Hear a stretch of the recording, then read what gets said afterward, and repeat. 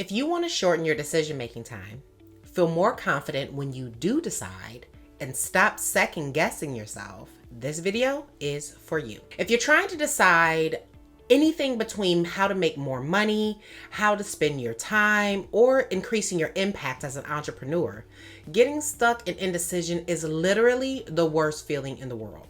So I'm going to reveal 2 of the biggest mental barriers that stop entrepreneurs from feeling confident. And then I'm going to give you 2 hacks for faster, better decision making.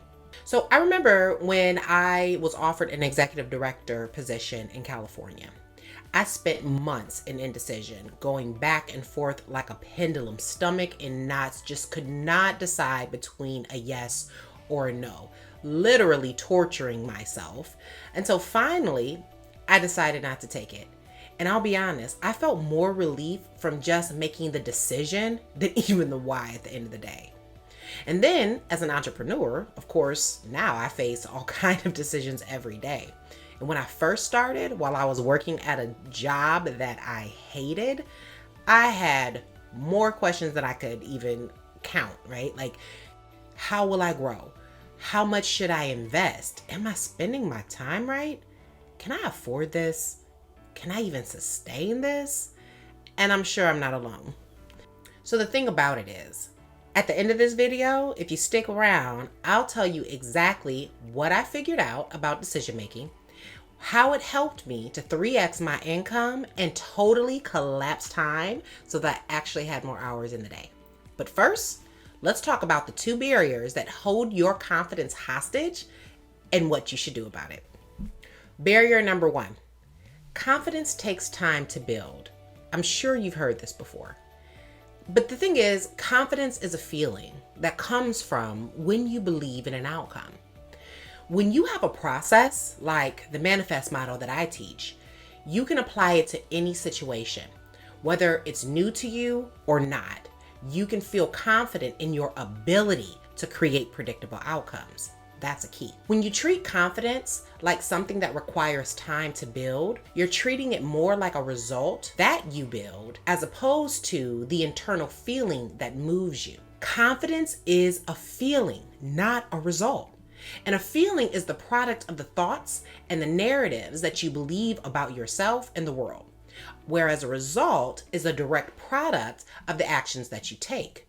So confidence is exactly what will fuel you, right, to take the actions that you need in order to recreate the results that you want in your business. The good news is this doesn't have to take long. Because confidence is a feeling, it isn't something that you receive over the course of time, but rather something that you can access on demand right away, as soon as you identify and address and remove those limiting beliefs that are standing in your way in the first place. Barrier number 2, confidence comes from past experiences. Truth is, it doesn't. You can be confident even when you're engaging with a new experience. Believe it or not, every expert was a beginner at first. No one knows how to do something for the very first time when they start, but when you're confident in one area of your life, it's because you believe you can do it. Then you can borrow that same thought, I can do this, and apply it to other areas of your life. Why? Because you trust you and or the process that you can follow. The key to borrowed confidence is trust in the process or the model that you know will produce similar results. I talk more about the processes I use to create predictable results in my video, What Makes a Good SOP.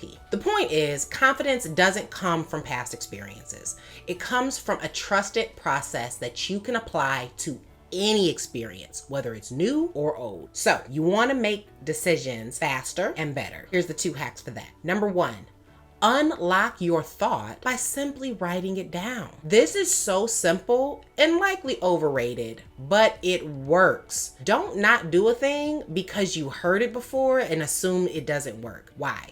Because you can actually amplify the power of your word by putting it in a material form like paper.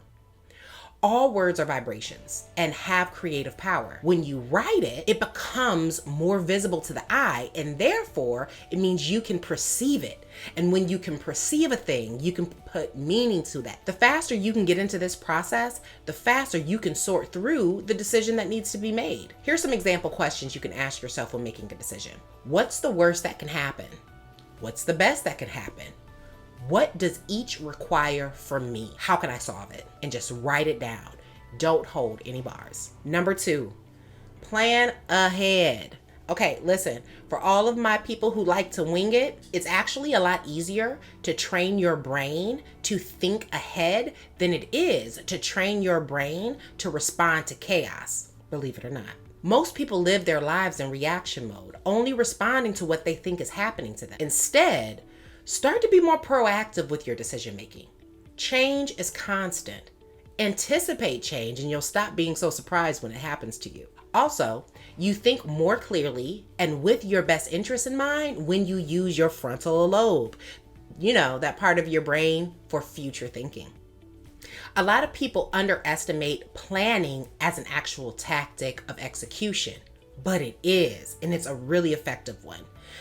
I coach entrepreneurs who are used to moving really fast, like stuck in the whirlwind, but I help them to strengthen their ability to calm the storm. Namaste. All right, so you made it to the end. I hope that's helpful for you. But as I promised, I'm going to share how I was able to 3x my income and collapse my own time. First of all, I decided to unify my personal brand. I stopped thinking about myself as Jamil the employee and Jamil the side hustler, and I redefined who I am to one unified whole identity, and I led with that. The second decision that I made was how I treat my business. I decided that I am an owner. I'm not just a side hustler. And so all contracts are created equal. Whether they're recognized by the IRS as a W-2 or a 1099 is completely irrelevant. Those two decisions allowed me to attract clients who were aligned to my brand goals and who were in line with my vision. And it allowed me to exponentially increase my income and my negotiation power and attract premium, high-paying clients who I want to work with. So, point is, trust your choices and make more of them. I hope this was helpful for you. If you liked it, please hit like, share, and subscribe. Peace.